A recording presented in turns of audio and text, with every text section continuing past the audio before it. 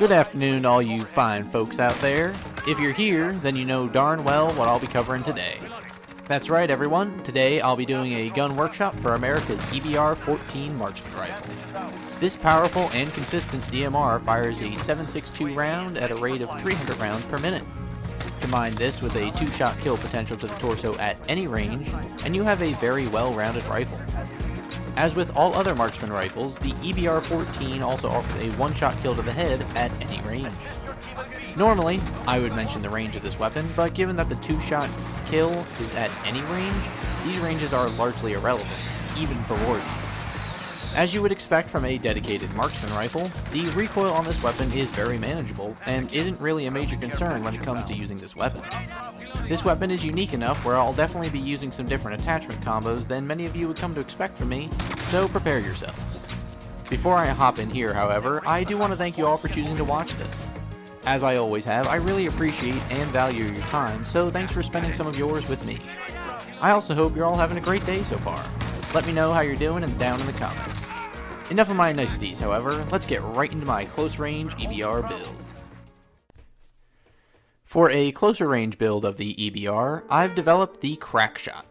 Starting off in the muzzle section, I've chosen a compensator to cut down on our vertical recoil a good bit with no movement penalties.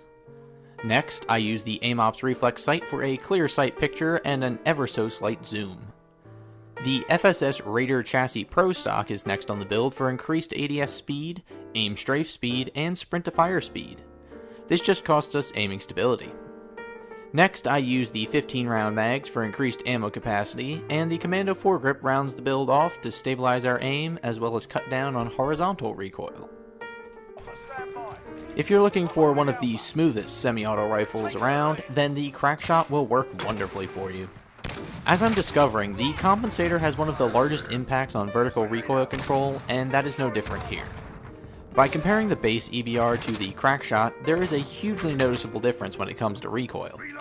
The AIM-OPS reflex sight just feels like the best sight for me for the EBR. It still zooms the standard amount for all reflex sights, but I think that the sight design pairs really well with a precision rifle such as this. The Raider stock is what makes this build far more effective for closer range fights. By boosting our ADS strafe, and sprint out speed, this variant is much snappier and more maneuverable than the base EBR. Since we'll be more up close with our enemies, I felt having extended mags was a good idea, that way you won't be caught having to reload as the enemy pushes you. I decided to round off the build with the Commando foregrip for a few reasons. First, it helps maintain the overall smooth look of the weapon, so nothing really important with that, I just like the look.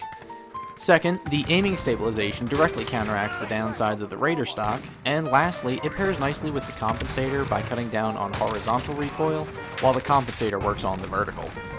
This is my overall favorite build for the EBR, and it was the one I used to fully level up the weapon. It works great in all game modes, to be honest. While it may not be as good as the SKS in Warzone, it's still a solid option there if you don't care about stealth. While this weapon is more of a mid-ranged fighter, the EBR still has impressive range, and to take advantage of that, I've created the Marksman. I use the monolithic suppressor to silence the weapon, as well as slightly boost our range. Next, I use the VLK 3x optic for better visual engagement ranges, and for easier headshots. Next, I use the focus perk for reduced flinch. The 20-round mags are next up since this build is more for ground war, so more ammo is needed. And we round the build off with the Ranger foregrip for reduced recoil and increased aiming stability. I had a little bit of trouble coming up with a long-range EBR build since the weapon itself is such a mid-range beast. But I was able to fashion the Marksman for those larger maps and more distant enemies. I started in the muzzle section with the monolithic suppressor for a slight boost to our already impressive range. I skipped over the barrel section because despite this being a long-range build, as previously stated, the 2-shot kill range on this weapon is already infinite, meaning that the 1-shot headshots also extend to limitless range. Even with that said, the recoil on this build is still easily managed by the Ranger foregrip and the VLK sight, so we need not slow ourselves down with any extended barrels. The focus perk works wonders in a couple situations. First, if your enemy gets uncomfortably close while using this build, the shot you'll be taking won't throw your aim that far off. The story is basically the same when fighting distance enemies, and it's nice to get that clean headshot on an enemy even if they're trying to pepper you with lead from afar. While this build can work in all game modes, it really shines in Ground War and Warzone.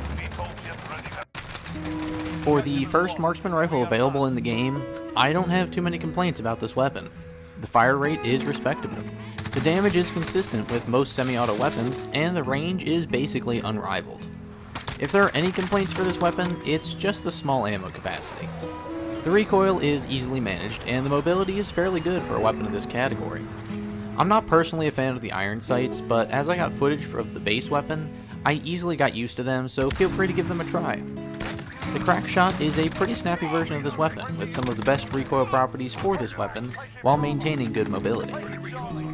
The marksman is a good weapon to run if you're going to be running a recon class for ground war, since its range is amazing, and the suppressed nature and low flinch of this build makes it perfect for long-range flanks, or for holding down enemy objectives from power position.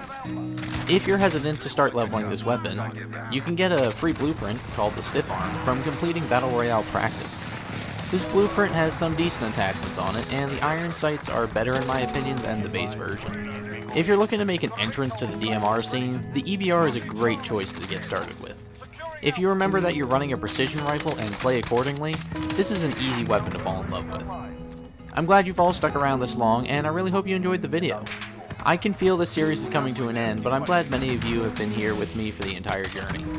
We aren't done just yet, but I just wanted to thank you all ahead of time. As always, you've all been great, and I look forward to seeing you all next time. I've been your host, Doodleman149, and I will see you later.